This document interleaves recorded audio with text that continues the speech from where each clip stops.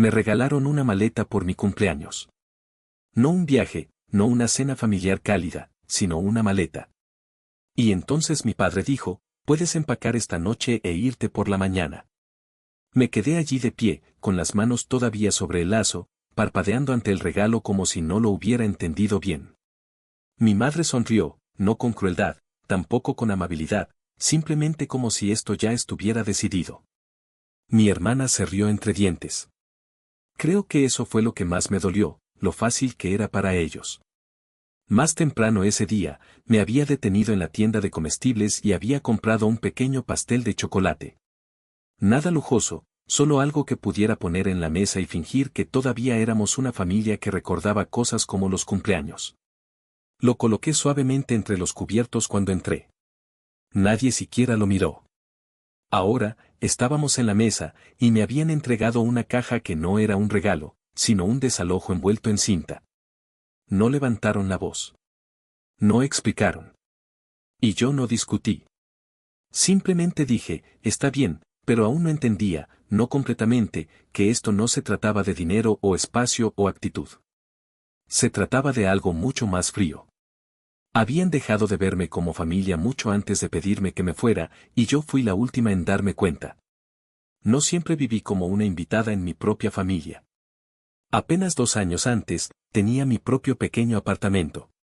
Nada lujoso, solo un apartamento de una habitación escondido encima de un salón de manicura cerca de la línea de autobús. Las paredes eran delgadas, la alfombra era vieja y el agua caliente era temperamental, pero era mío. Alquilado, sí, pero pagué cada centavo a tiempo. Empaquetaba mis almuerzos, reutilizaba los filtros de café, compraba de segunda mano, todo. Mi viejo Honda Civic se mantenía unido con oraciones y cinta adhesiva, pero aún así me llevaba al trabajo y me traía de vuelta. Estaba construyendo algo lentamente, silenciosamente. Tenía este sueño de que algún día compraría una casa. Nada grande, solo un lugar con una pequeña ventana en la cocina y una cerradura de la que solo yo tuviera la llave. Esa era la imagen en mi cabeza cada vez que decía no a una cena fuera o eliminaba un artículo de mi carrito en línea. Mi hermana pequeña, Lily, vivía como si estuviera en un planeta diferente, 6 años menor y, de alguna manera, años luz por delante en bolsos de diseño y fotos de vacaciones. Siempre tenía algo nuevo que mostrar cuando iba a las cenas de los domingos. Mira, Anna, este es el bolso Gucci que le dije a mamá que necesitaba para la escuela. Oh, Dios, todavía estás usando ese suéter de Facebook como de 2018. Mamá nunca decía nada. A veces sonreía. A veces suspiraba como si la agotara vernos tan diferentes. Pensé que tal vez era solo una fase, que si seguía apareciendo, seguía ayudando, seguía siendo la estable, alguien eventualmente diría, te vemos. Estamos orgullosos de ti. Ese momento nunca llegó. En cambio, fue un domingo. Lo recuerdo porque el asado estaba en el horno y papá tenía esa mirada, la que ponía cuando algo incómodo se avecinaba. Necesitamos hablar contigo, dijo, sin levantar la vista.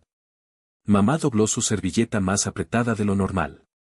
Tu padre perdió su trabajo. Recortaron todo el departamento. Les dije que lo lamentaba. Lo decía en serio, pero incluso mientras lo decía, podía sentir que el aire cambiaba. Está la hipoteca, dijo ella, los servicios públicos, la matrícula de Lily, y entonces me miraron, los tres. ¿Considerarías mudarte de nuevo a casa?, preguntó mi madre. Solo por un tiempo, para ayudarnos a superar esto. No respondí de inmediato porque en algún lugar en el fondo de mi mente, una voz susurraba, si regresas, es posible que nunca vuelvas a salir. No porque quisiera, no porque tuviera sentido financiero, sino porque miré los ojos enrojecidos de mi madre, los hombros caídos de mi padre y la quietud silenciosa e inusual de Lily, y pensé, puedo ayudar. Debo ayudar. Avancé con los papeles del fin de contrato de mi alquiler, guardé mis muebles y regresé al dormitorio azul pálido que había pintado yo misma en el 10º grado. Excepto que ahora era apenas mío. Lily lo había convertido en un vestidor mientras yo estaba fuera, y aunque habían despejado un camino para una cama individual, sus vestidos todavía colgaban a lo largo de las paredes como papel tapiz de seda. Esa primera noche de regreso, me quedé despierta mirando al techo, tratando de creerle a mi padre cuando dijo, solo hasta que me recupere. Me dije a mí misma que era temporal, que la familia significa aparecer incluso cuando es difícil. Establecí una transferencia mensual de $1,800 a la cuenta de mi madre. Y ahora, una maleta.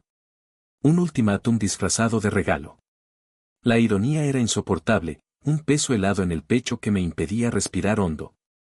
Las facturas de la matrícula, la hipoteca. Nunca pregunté exactamente a dónde iba a parar todo ese dinero. Solo sabía que desaparecía rápido y que nadie daba las gracias. Al principio, todo iba más o menos bien. Mamá preparaba mi pastel de pollo favorito. Papá me llamaba su roca. Incluso Lily me preguntó una vez cómo iba el trabajo, pero la gratitud se desvanece rápidamente en las casas donde los roles están fijados. Al tercer mes, papá había encontrado un nuevo trabajo, con menos sueldo y un trayecto más largo, pero al menos era algo. Yo esperaba la conversación, esa en la que me dirían, ya has hecho suficiente. Empieza a buscar un sitio para ti. En cambio, mamá dijo, el sueldo de tu padre no es lo que esperábamos. Solo un poco más, cariño. Y yo asentí, tragándome las ganas de preguntar, ¿cuánto más? ¿Cuánto más de mí necesitáis? Después de eso, las cosas cambiaron, sutilmente al principio. Mis baños empezaron a ser un despilfarro. Mi presencia en la cena se volvió tensa. Las noches de lasaña, antes mi comida reconfortante, fueron reemplazadas por salteados, luego bolés de quinoa y luego lo que Lily quisiera esa semana. La compra empezó a incluir paquetes de snacks que yo nunca tocaba. Mi champú desaparecía más rápido de lo que podía reponerlo. Papá me pedía dinero para gasolina. Mamá necesitaba 100 euros rápidos para la peluquería porque su tarjeta estaba fallando. El dinero nunca volvía, y Lily, la dulce e indefensa Lily, siempre aparecía con algo nuevo, un reloj inteligente, zapatos que yo no podía permitirme con mi sueldo de jornada completa, maquillaje en frascos de cristal y tapas doradas. ¿De dónde sale todo esto?, pregunté un día, no acusando, solo confundida. Ella puso los ojos en blanco. Ocúpate de tus asuntos. Que tú vivas como una pordiosera no significa que el resto tengamos que hacerlo. Debería haber insistido más, pero no lo hice, porque en ese momento aún creía que si seguía dando, recordarían quién era yo. En cambio, empecé a desaparecer, no de golpe, sino silenciosamente, como las huellas se desvanecen en la nieve que cae. Sucedió un viernes. Llegué tarde del trabajo otra vez después de pasar toda la semana enterrada bajo un proyecto de emergencia que me endosaron a última hora. Lo único que quería era un baño caliente, mi libro y silencio. En cambio, Lily me esperaba al pie de la escalera, prácticamente saltando de emoción. Ahí estás, dijo. Necesito 700 euros. No. Hola. No. ¿Qué tal el día? Perdona, pregunté, dejando mi bolso. Para mi viaje el fin de semana que viene, dijo como si fuera obvio. Mis amigas y yo vamos a la playa, 3 noches, 2 habitaciones de hotel. Ya han pagado todas. Solo necesito tu parte. Parpadeé. Mi parte. Ella resopló. Quiero decir, lo tuyo para cubrirme a mí. Dios, ¿sabes a qué me refiero? Algo dentro de mí se rompió. ¿Crees que tengo 700 euros tirados por ahí?, dije, manteniendo la voz baja. Doy 1.800 euros al mes a esta casa. Conduzco un coche de hace 10 años. Llevo zapatos con agujeros. ¿Quieres que pague tu viaje a la playa? La sonrisa de Lily desapareció. ¿Por qué te pones tan dramática? Es solo dinero. Me reí, una risa amarga. No, Lily, no es solo dinero. Es trabajo. Es sacrificio. Es mi vida. Es por mí que te sientas en esta casa y vives como una princesa, mientras yo vivo como un fantasma. La frase me dolió en el pecho, pero no la había dicho para lastimarla. No tienes que hacerlo sonar como caridad, respondió ella con brusquedad. No lo hago. Lo hago sonar como la realidad. Quizás si hubieras buscado un trabajo como yo en la universidad, entenderías lo que realmente significa el dinero. Sus ojos se llenaron de lágrimas al instante. Me estás llamando vaga. Me estás llamando una carga. No respondí. No necesitaba hacerlo, pero ella comenzó a llorar, sollozos fuertes y teatrales que resonaron por el pasillo. En segundos, mamá y papá aparecieron como si los hubieran invocado. ¿Qué está pasando?, demandó mamá, abrazando a Lily. Me ha llamado vaga, gimió Lily, con la cara hundida en el hombro de mamá. Me ha dicho cosas horribles. Papá se giró hacia mí, con la mandíbula tensa. ¿Es eso cierto? Me exigió 700 euros para un viaje a la playa, dije, con la voz temblorosa pero controlada. Le dije que no. Eso es todo. ¿Y le dijiste que buscara un trabajo?, preguntó mamá con frialdad. Le dije la verdad. Ese no es tu lugar, espetó papá. Los miré fijamente. Esta casa funciona con mi sueldo. Creo que me he ganado el derecho a decir algo. Y entonces mamá lo dijo, la frase que nunca olvidaré. Ahí está, siseó. Cada vez que te pedimos algo, nos restriegas tu dinero en la cara. Miré de uno a otro, su ira, los ojos húmedos y complacientes de Lily detrás de sus manos. En ese momento lo supe. No me querían. Me toleraban hasta que dejara de ser útil. Me alejé sin decir otra palabra, cerré la puerta de mi habitación y me senté en la cama que había comprado hacía 10 años con una beca estudiantil. No lloré. No grité. Simplemente vi todo como era. Al día siguiente fue mi cumpleaños número 27. Ni una tarjeta, ni una felicitación.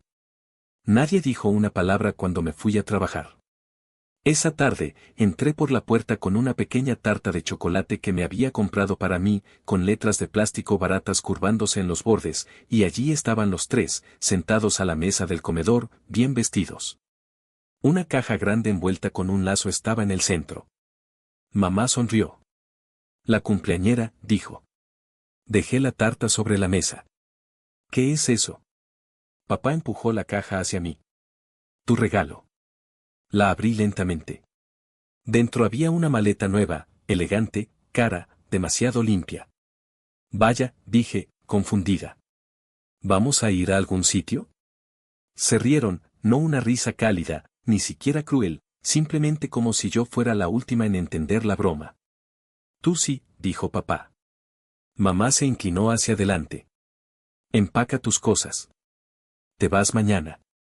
No dije una palabra después de eso, ni cuando me dijeron que ya no era necesaria, ni cuando Lily sonrió al otro lado de la mesa como si hubiera ganado, ni siquiera cuando los escuché reírse abajo más tarde esa noche, probablemente comiendo la tarta que me había comprado para mí.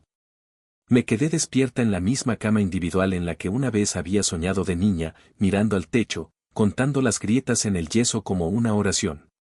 Al amanecer, empaqué. La maleta nueva que me habían dado contenía todo lo que todavía sentía que era mío, algunos archivos de trabajo importantes, una computadora portátil de segunda mano y una foto mía a los 18 años, sosteniendo mi primer sueldo con ambas manos, sonriendo como si pensara que el trabajo duro siempre sería suficiente. Todavía estaban dormidos cuando llamé al Uber. No dejé una nota, simplemente salí por la puerta y la cerré suavemente detrás de mí. Supuse que no notarían que me había ido hasta que necesitaran la próxima transferencia. Esa semana, el hostal fue mi refugio.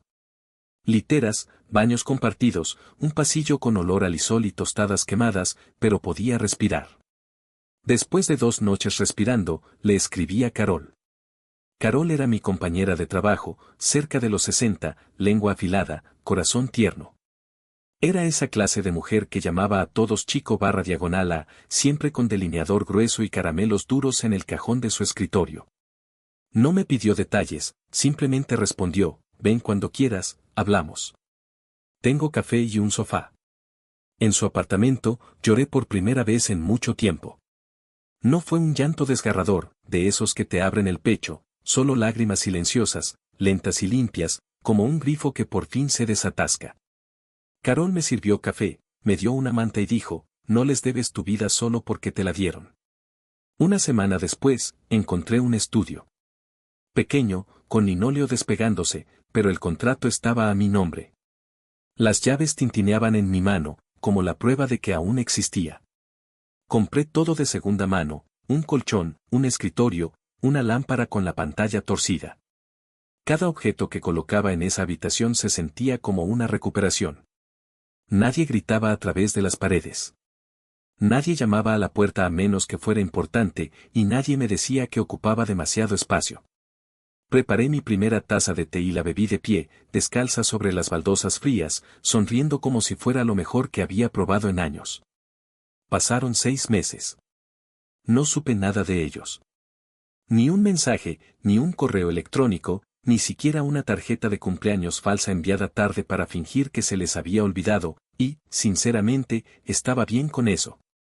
Pasaba mi tiempo trabajando hasta tarde, aceptando proyectos extra, reconstruyendo la cuenta de ahorros que habían drenado durante 2 años sin esos 1,800 pesos mensuales desapareciendo. Mi saldo creció más rápido de lo que esperaba. No derrochaba. Seguía preparándome la comida para llevar y lavando los platos a mano, pero ahora yo elegía esa vida. Nadie me lo exigía. Eso marcaba toda la diferencia. Entonces, una tarde, sonó mi teléfono, un número desconocido. Casi lo dejo ir al buzón de voz. Ojalá lo hubiera hecho. Hola, Ana, soy mamá. Me quedé helada. Su voz tenía ese tono almibarado que usaba cuando quería algo, suave, dulce, ensayado. Necesitamos hablar, dijo. ¿Puedes venir a casa? No, respondí secamente. Dime lo que tengas que decir ahora. Hubo una pausa, luego un suspiro profundo. Tu padre volvió a perder su trabajo. Hubo otra ronda de despidos. Las cosas han sido difíciles. No dije nada. Nos hemos atrasado en los pagos, continuó. El banco está hablando de ejecución hipotecaria. No sabemos qué hacer. Sentía que se acercaba, como una tormenta que ya se formaba en el horizonte. Te estamos pidiendo que vuelvas, solo por un tiempo, que nos ayudes con las cuentas de nuevo, como antes. Me reí. No pude evitarlo. La audacia era casi impresionante. Me echasteis, dije, el día de mi cumpleaños, después de tomar mi dinero durante meses mientras mentíais sobre vuestra situación. Estábamos bajo presión, dijo rápidamente. Ya conoces a tu padre. Dice cosas que no quiere decir. No, dije con calma. No voy a volver, ni ahora, ni nunca. Eres nuestra hija, dijo, con la voz tensa. Deberías haber pensado en eso antes de tratarme como un cajero automático con un certificado de nacimiento. Colgué. Durante los días siguientes, las llamadas aumentaron, números nuevos, mensajes desesperados, incluso un mensaje de voz de Lily diciendo, te echo de menos. Te necesitamos. Luego llegó el correo electrónico de un abogado, uno de verdad, lo comprobé. El mensaje era corto pero amenazante. Nuestros clientes exigen una restitución de 24,000 pesos por manutención y alojamiento impagos durante 2 años a 1,000 pesos por mes. Casi me reí de nuevo, pero esta vez no lo hice, solo sacudí la cabeza. Llamé a James. James no perdió el tiempo. Ese mismo día, él redactó una carta. Era formal, profesional y devastadora. Detallaba los 43,200 pesos que yo había transferido a lo largo de 24 meses, con copias de los extractos bancarios adjuntas. Señalaba que yo había vivido en un espacio apenas habitable, pagado todas las facturas sin obligación contractual alguna, y que me habían echado sin previo aviso. El último párrafo era definitivo. Si sus clientes desean llevar este asunto más lejos, estamos preparados para presentar una contrademanda por el importe total de 43,200 pesos más los honorarios legales y daños emocionales. 3 días después, su abogado respondió con una sola línea. Mis clientes han optado por no proceder en este momento. Pensé que ahí acabaría todo, pero 2 semanas después, entré a mi banco local para configurar una transferencia automática para mi nuevo plan de ahorro y las vi ahí, a mi madre y a Lily, sentadas en el escritorio de un oficial de préstamos. Estaban bien vestidas, también.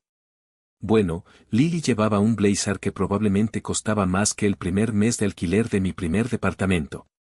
Mamá lucía perlas.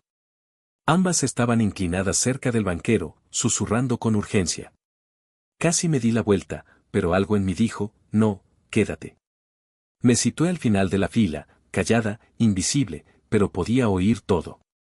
Solo estamos buscando refinanciar, dijo mamá con suavidad.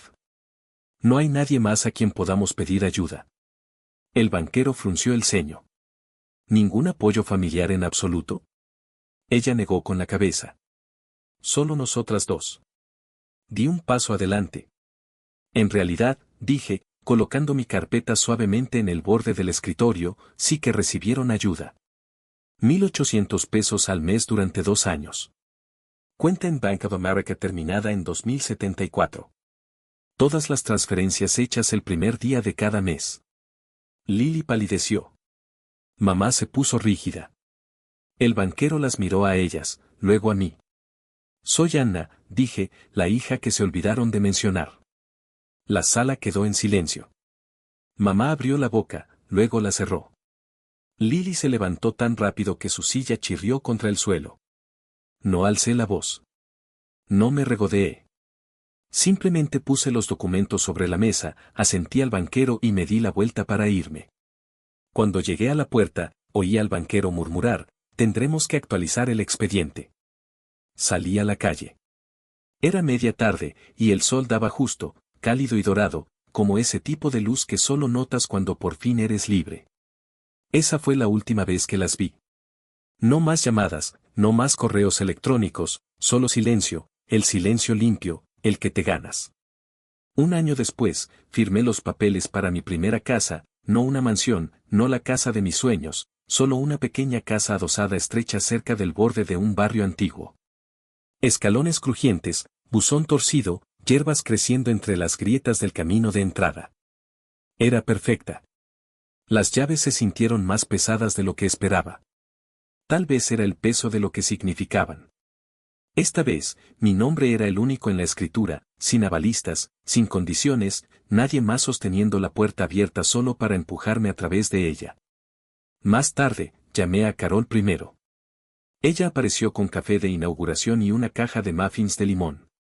Nos quedamos de pie en mi pequeña cocina mientras ella inspeccionaba los gabinetes como una inspectora de edificios y dijo, no es lujosa, pero es tuya. Esa es la diferencia, sonreí. Realmente lo es. El trabajo también había mejorado. James me recomendó a un nuevo cliente y había conseguido proyectos paralelos que me daban el margen justo para respirar. No era rica, pero tampoco tenía miedo. Por primera vez, no sentía que estaba persiguiendo la supervivencia. Estaba construyendo algo. De vez en cuando, algún pariente mencionaba a mis padres, como las cosas estaban difíciles, como estaban atrasados en la última cuota de la matrícula de Lily, como la casa podría entrar en ejecución hipotecaria. No reaccionaba, no por amargura, solo por desinterés, como escuchar noticias sobre extraños de un pueblo del que te mudaste hace mucho tiempo. No los odiaba. Simplemente ya no les pertenecía. Ahora mi vida, mi futuro, eran míos. Era una sensación de independencia y paz que no cambiaría por nada. El camino no fue fácil, pero finalmente me había llevado a un lugar de calma y seguridad, un lugar que podía llamar verdaderamente mío. Aquí estoy, desenganchada por fin de esa idea de que la sangre te ata de por vida. Ahora, cuando cruzo el umbral de mi puerta, ya no me preparo para lo peor. No estoy atenta a cada pisada, no me sobresalto ante el mínimo aumento de volumen en las voces. El silencio que reina aquí es mío, un silencio amable que me envuelve. A veces, sí, todavía pienso en la maleta. La conservo guardada en el armario, no como un recordatorio de cómo me empujaron fuera, sino como el símbolo de mi propia marcha, de mi decisión de alejarme. Pensé que lo había perdido todo aquel día, pero en realidad, lo que perdí fue la ilusión de que alguna vez me habían querido por quien realmente era. Y en ese hueco, en ese vacío, encontré algo infinitamente mejor, un hogar verdadero, límites claros y definidos, una voz propia para expresarme y, finalmente, una vida que me pertenece única y exclusivamente a mí. A veces me pregunto si alguna vez hablan de mí, si le cuentan a la gente que me mudé, si dicen que simplemente nos distanciamos con el tiempo, si se sientan a la mesa, ahora con 2 tenedores en lugar de 3, fingiendo que nada falta. Me imagino a Lily todavía quejándose de su profesor, ocupando más espacio del que necesita, como siempre. Visualizo a mi madre, con la mirada fija en facturas que le cuesta pagar, suspirando dramáticamente en su taza de té y diciendo, antes era más fácil cuando Anna nos ayudaba, pero sin llegar a contar nunca la verdad de lo que pasó, sin mencionar a quién decidieron expulsar y por qué. Y ya no necesito que confiesen nada. No quiero una disculpa hipócrita porque yo nunca desaparecí realmente. Yo pagaba la hipoteca. Cubría los gastos de la universidad de Lily.